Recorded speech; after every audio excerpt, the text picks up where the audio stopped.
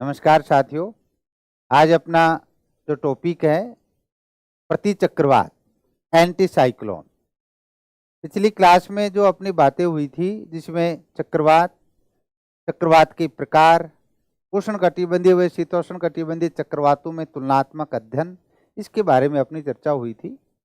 और उसी से जुड़ा हुआ एक छोटा टॉपिक जो अपन के एंटी साइक्लोन, तो चक्रवात से विपरीत स्थिति का होता है, तो उसके संदर्भित रूप में अपन बात शुरू करते हैं। देखिए, एंटी साइक्लोन प्रतिचक्रवात। विश्व के अंदर सबसे पहली बार सर फ्रांसिस गाल्टन ने प्रतिचक्रवात जो एंटी साइक्लोन शब्द का प्रयोग किया, और उसी के आधार के ऊपर फिर अपन देखते हैं कि जहां केंद्रीय भाग के अंदर उच्च वायुदाब रहता है, परिधीय भागों में निम्न वायुदाब रहता है, इसलिए पवनें केंद्र से परिधि की ओर या केंद्र से बाहर की ओर चलती हैं। जो चक्रवात से विपरीत स्थिति होती है, यानी उल्टी स्थिति है, इसलिए इसको किस शब्द का प्रयोग किया है? प्रतिचक्रवात, एंटी साइक्लोन। तो शुरुआत से अपन बात करते हैं। विश्व में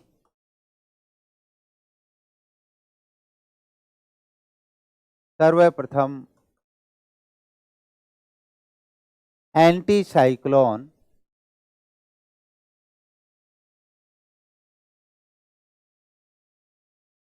शब्द का प्रयोग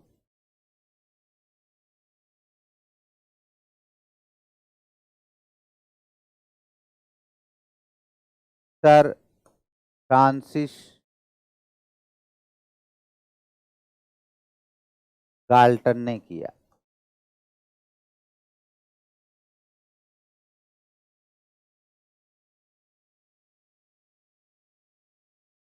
सर फ्रांसिस गाल्टन नामक विद्वान ने पहली बार एंटी साइक्लोन जो टर्म है, शब्द है, उसका प्रयोग किया। अब अपन इसका देखते हैं ये अर्थ क्या है इसके संदर्भित रूप में।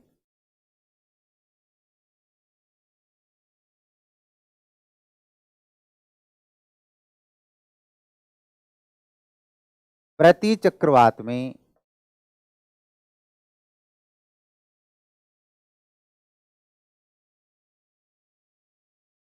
प्रतिचक्रवात के, ऐसा लिखें तो, प्रतिचक्रवात के केंद्र में उच्च वायुदाब, हाई प्रेशर,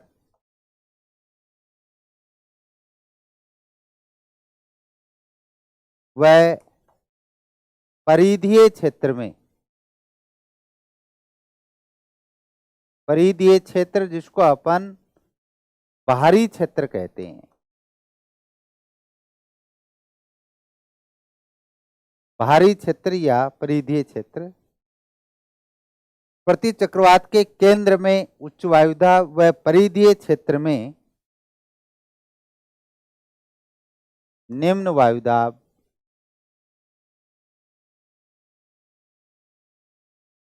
निम्न वायुदाब होता है,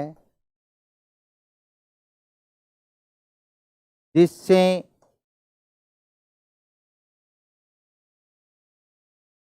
पवनें केंद्र से परिधीय भाग की ओर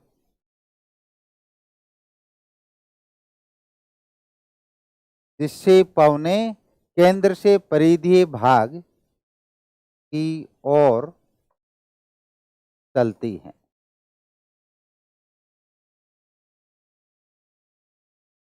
ये क्या है कि प्रतिचक्रवात के केंद्र में हाई प्रेशर और परिधीय क्षेत्र में जो अपन के निम्न वायुदाब, लो प्रेशर होता है, तो पवनें केंद्र से और बाहर वाले भाग की ओर या परिधीय क्षेत्र की ओर चलती हैं। अब जिस तरीके से चक्रवात के अंदर उत्तरी गोलार्ध व दक्षिण गोलार्ध में जो पवनों की जो दिशा थी, क्लॉकवाइज व एंटी क्लॉकवाइज, उसी रूप में इससे भी संदर्भित ये बातें हैं यहाँ। तो आगे देखते हैं किस रूप में परिधीय क्षेत्र की ओर चलती हैं। अब देखिए, आपके सामने ये दो डायग्राम मैं बनाता हूं, उससे स्पष्ट हो जाएगा।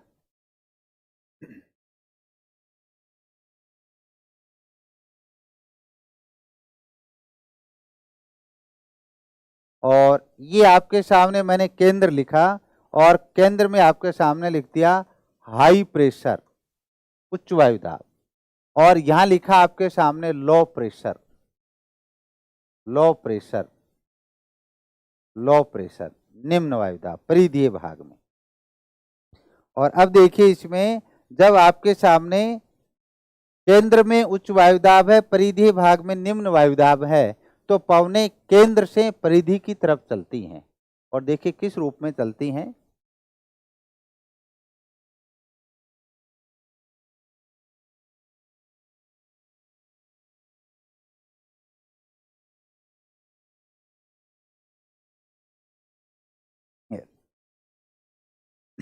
ये अपने ये दिख रहा है आपको कि क्लॉकवाइज रूप में घूम रही है, जैसे घड़ी की सुई है ना क्लॉकवाइज, इस रूप में ये तीर घूम रहे हैं।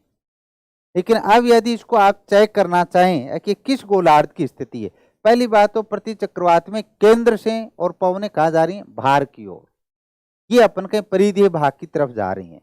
अब मैं आपके सामने किस गोलार्ध की बात करूं, यह अपन के क्लॉकवाइज है या एंटी क्लॉकवाइज है, तो ये अपना चित्र कह रहा है आपके सामने।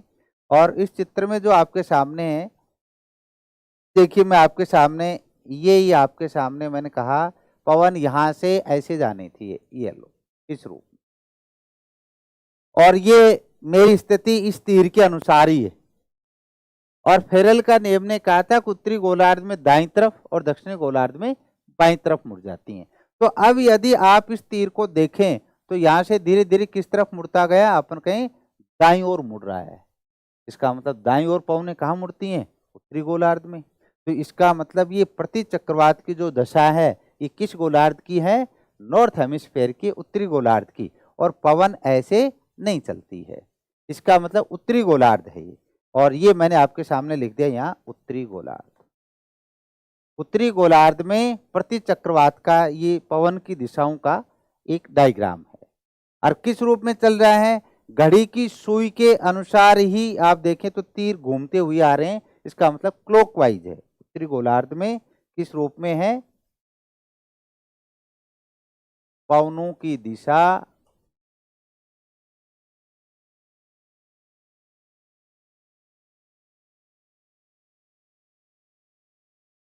दक्षिणावर्त,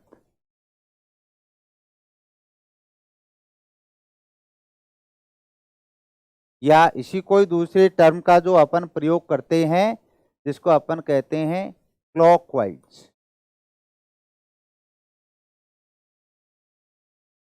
या इसे ही अपन ने नाम रखा था घड़ी की सुई के अनुकूल।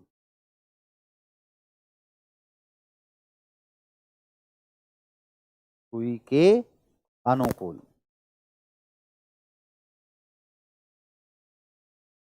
कोई से भी शब्द का उल्लेख कर सकता है। अब देखिए दूसरा डायग्राम आपके सामने,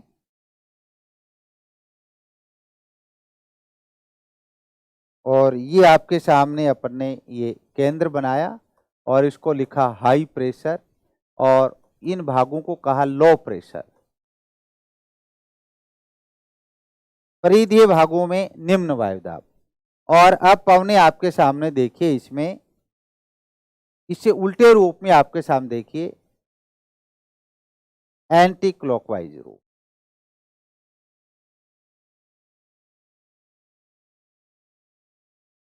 एंटी क्लॉकवाइज वामावर्त रूप में पवनों की दिशा है।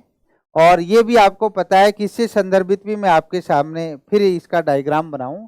मैंने कहा था कि जब भी पवनों की दिशा से संदर्भित की बात करता है, वो कैसे घूम रही हैं, किस दिशा में है, स्वयं को वहां स्थापित कर लें और फिर उसको समझें। तो जैसे आपके सामने मैंने कहा कि यहां से कोई पवन चली तो ये ऐसे जानी थी यदि पृथ्वी स्थिर होती तो, लेकिन अब घूर्णन के कारण, और अब आप देखिए ये तीर जो अपन कहीं अपनी वाली स्थिति में है, जैसे मेरी स्थिति में है तो मेरा इस तरफ बायां हाथ, इधर दायां हाथ, तो ये तीर इधर नहीं होके और ये तीर देखो ऐसे मुड़ रहा है ऐसे। तो किस तरफ मुड़ रहा है, जहां अपन दिख रहा है बाईं तरफ, और बाईं तरफ पवने कहाँ मुड़ रही थी, अपन कहें दक्षिणी गोलार्ध में। इसका मतलब ये कहाँ का डायग्राम है, दक्षिण गोलार्ध का है। इसका मतलब ये जो अपन के तीर है ये सही नहीं है, ये अपन कहीं बाईं ओर मुड़ते हुए यानी घड़ी की सुई से विपरीत दिशा के अंदर ये चक्कर लगाते हुए पवन घूम रही है। और ये इसको अपन ने जो लिख रहे हैं इस वाले पार्ट को, ये देखिए, तो जहां अपन कहें पवनों की दिशा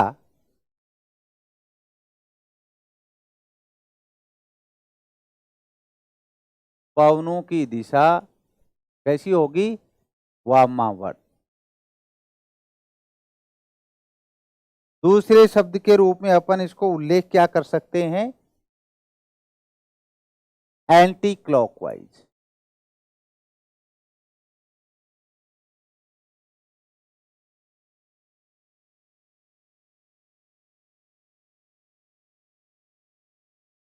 एंटी क्लॉकवाइज, और इसी को ही अपन कहते हैं घड़ी की सुई के विपरीत।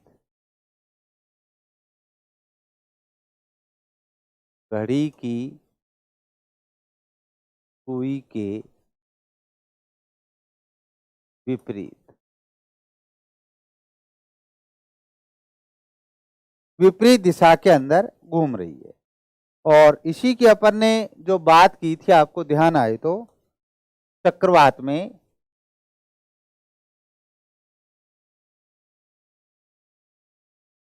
में भी ऐसे दो डायग्राम बने थे, जिसमें एक उत्तरी गोलार्ध के एक दक्षिण गोलार्ध का, यानी इससे उल्टे रूप में था। ये ध्यान रखिए, ये उत्तरी गोलार्ध और ये दक्षिणी गोलार्ध। तो जहां दक्षिणी गोलार्ध में अपन कहीं कैसी है, वामावर्त, एंटी क्लॉकवाइज, घड़ी की सुई के विपरीत, जिसको अपन ने नाम रखा है या वामावर्त। और ऐसा चित्र भी दे सकता है, जैसे आपके सामने डायग्राम दिया और पूछेगा निम्नलिखित में से दिया गया चित्र प्रदर्शित करता है, फिर कहेगा उत्तरी गोलार्ध का प्रति चक्रवातीय दशाओं को, दक्षिणी गोलार्ध की प्रति चक्रवातीय दशाओं को, उत्तरी गोलार्ध में चक्रवात की दशाओं को, दक्षिणी गोलार्ध में चक्रवात की दशाओं को। तो सही मायने में आपको ध्यान रखना, ये प्रति चक्रवात की दशाएं हैं, केंद्र से बाहर की तरफ पवने जा रही हैं, इससे संदर्भित रूप में बात है। अब इसको अपन आगे लाइन में लिख दें,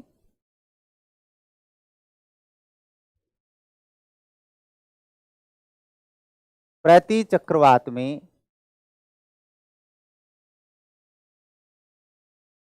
पवने उत्तरी गोलार्ध में,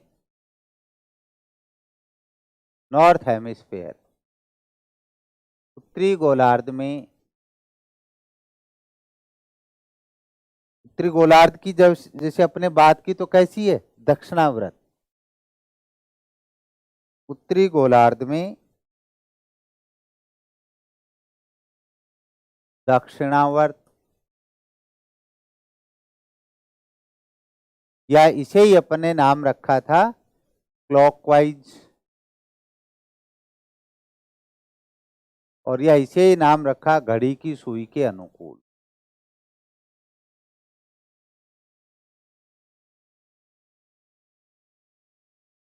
अनुकूल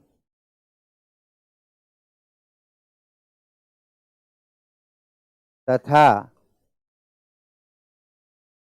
दक्षिणी गोलार्ध में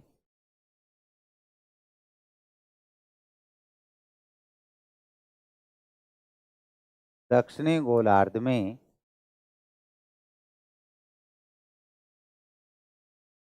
दक्षिणी गोलार्ध में वामावर्त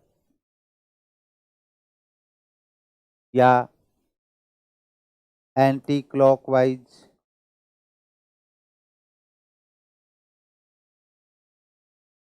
या जिसको कहें घड़ी की सुई के विपरीत।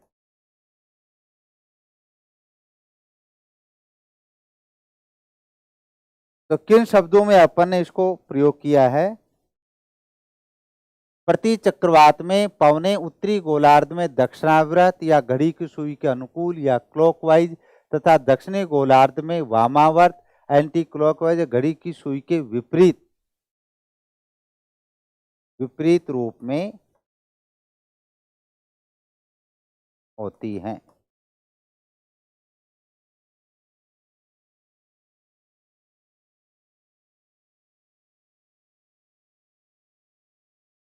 ये अपने पिछले डायग्राम के अनुसार ही ये जानकारी इसमें लिखी हुई है। अब अपन बात करते जो प्रतिचक्रवात के संदर्भित रूप में अब विश्व में इसके कौन से ऐसे क्षेत्र हैं, साथ में ये कैसे पार्ट है जहां अपन कहें जब केंद्र से पवनें बाहर की ओर जा रही हैं तो आ तो रही नहीं, और उच्च वायुदाब के क्षेत्र हैं, इसका मतलब ये वर्षा विहीन क्षेत्र हैं, ये न्यून वर्षा के क्षेत्र हैं। तो इसी में लिखना है आगे,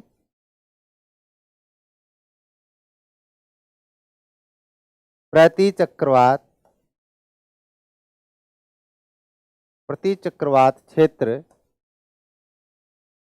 विश्व में वर्षा विहीन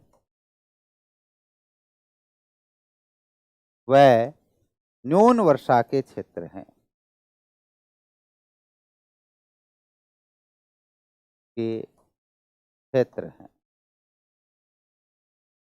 तथा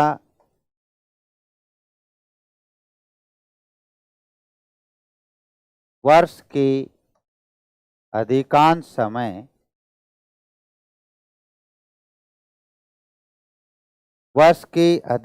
समय में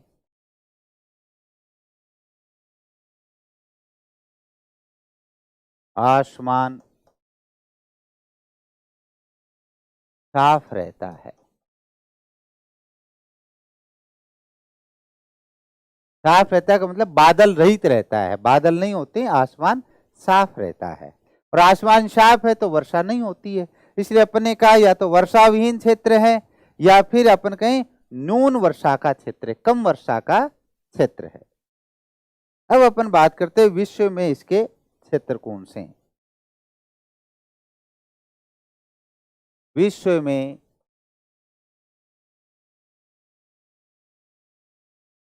प्रतिचक्रवात के क्षेत्र कहाँ हैं?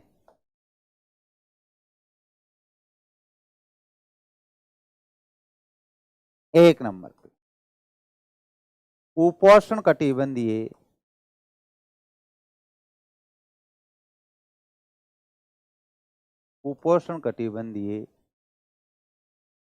उच्च वायुदाब का क्षेत्र, जहां अपन कहें सब ट्रॉपिकल हाई प्रेशर बेल्ट उपोष्ण कटिबंधीय उच्च वायुदाब का जो क्षेत्र है वहां अपन देखेंगे तो पवनें बाहर की तरफ जाती हैं, आते नहीं है। एक तरफ पछुआ पवनें जा रही हैं, एक तरफ अपन देखें तो व्यापारिक पवनें जा रही हैं, इसका मतलब वहां से पवनें बाहर की तरफ जा रही हैं। तो एक क्षेत्र तो है उपोष्ण कटिबंधीय उच्च वायुदाब का क्षेत्र, और जो आदर्श रूप में देखें तो जो आप देखें 30 से 35 डिग्री अक्षांशों के बीच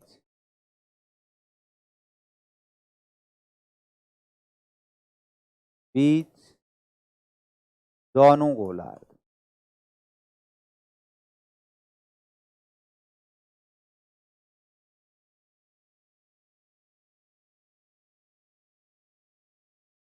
यानी 30 से 35 डिग्री अक्षांश, जिसको अश्व अक्षांश कहा था या जिसको उपोष्ण कटिबंधीय उच्च वायुदाब का क्षेत्र कहा था, ये अपन के प्रतिचक्रवाती दशाओं का क्षेत्र है जहां से पवनें बाहर की तरफ चलती हैं। दूसरा एक क्षेत्र ध्रुवीय उच्च वायुदाब का क्षेत्र, जो दोनों गोलार्ध में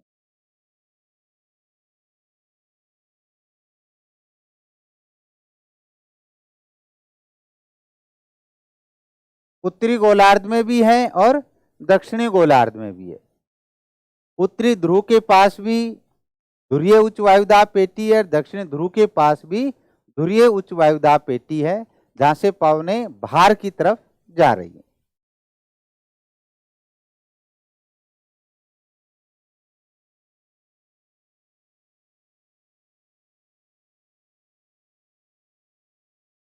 तीसरा जो अपन देखिए 3 नंबर पे,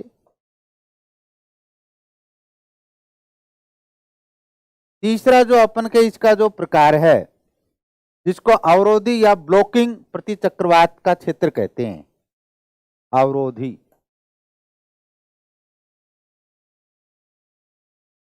या जिसको कहा जाता है ब्लॉकिंग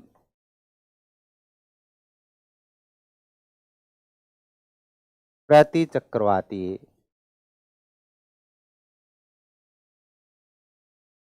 ये क्षेत्र जो ऊपरी वायुमंडल, वायुमंडल का जो ऊपरी भाग है, जो ऊपरी वायुमंडलीय भाग में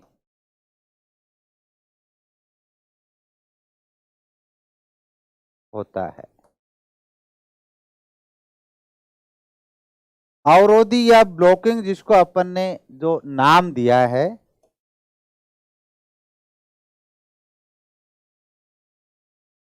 का तात्पर्य ये है, जैसे मैं आपके सामने इसका एग्जांपल दूं, जैसे अपन ने कहा एक तरफ से ध्रुवीय पवनी आई, एक तरफ से अपन ने कहा पछुआ पवनी आई, और 60 से 65 डिग्री अक्षांशों के बीच पछुआ और ध्रुवीय पवनों का परिसंचरण होते हुए और ऊपर उठते हुए, और ऊपर उठ के क्या हो रही, अपसरित हो रही हैं, डाइवर्जेंट हो रही हैं, विपरीत जा रही, कहाँ, ऊपरी वायुमंडल में।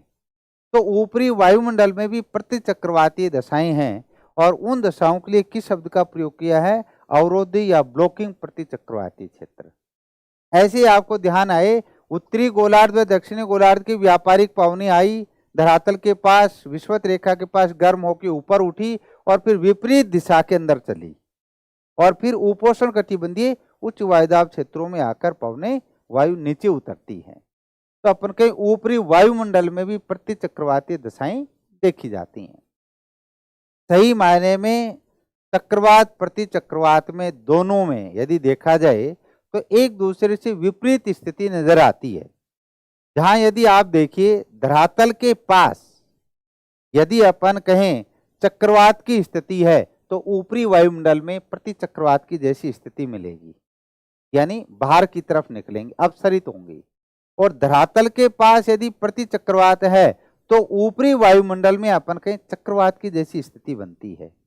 जैसे आपके सामने कहा, उपोष्ण कटिबंधीय उच्च वायुदाब पेटी के पास दोनों तरफ से, एक तरफ से हैडली सेल और फेरल सेल की, और वहां से वायु ऊपर से नीचे उतरती है। तो अपन का विश्व में प्रतिचक्रवात के क्षेत्र जिसको अपन ने कहा है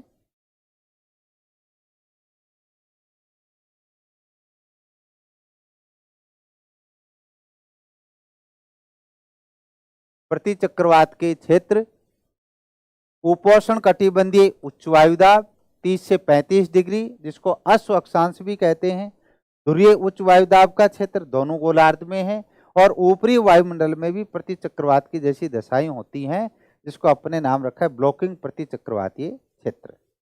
ये विशेष रूप से ध्यान रखना, प्रतिचक्रवातीय क्षेत्र में अधिकांश वर्ष का जो समय होता है आसमान साफ रहता है, बादल रहित रहता है, इसलिए वर्षा भी कम होती है। तो ये अपना टॉपिक था प्रतिचक्रवात के संदर्भ में, और इसी से जुड़ी हुई जो बात है अपन कहें संदर्भित रूप में चक्रवात व प्रतिचक्रवात दोनों का एक साथ ही जुड़ा हुआ पार्ट है, जो अपन ने इसको एक साथ रूप में देखा है। इसके अलावा जो अपन ने देखा है पूर्व वाले, इसमें देखिए आप डायग्राम में, इससे विशेष रूप से इन दोनों से आपको विशेष रूप से ध्यान रखना है, इनसे संदर्भित प्रश्न होते ही हैं। चित्र से संदर्भित जब भी प्रश्न होता है सरल रूप में होता है, लेकिन अपने को थोड़ा उसको समझने में कठिन हो सकता है विभिन्न प्रकार के। तो आपको ध्यान रखना है, जब भी वो दिशा की बात करता है तो उत्तरी गोलार्ध में अपन कहीं पवने फेरल के नियमानुसार दाईं ओर मुड़ती हैं और दक्षिणी गोलार्ध में बाईं ओर मुड़ती हैं। तो यदि ये चित्र आता है तो आप देखें कि पवनों की जो अपन कहें जो धीरे धीरे पवनों की दिशा घूम रही है वो क्लॉकवाइज है, एंटी क्लॉकवाइज है, और स्वयं को स्थापित करके देखें। यदि आपको देखा है कि तीर इस ढंग से मुड़ रहा है कि दाईं तरफ, तो समझ जाए उत्तरी गोलार्ध की बात कर रहा है, और तीर यदि बाईं तरफ मुड़ रहा है तो इसका मतलब वो दक्षिणी गोलार्ध की बात कर रहा है। तो इस तरीके से अपनी बातें हुई ये प्रतिचक्रवात के संदर्भ में। धन्यवाद।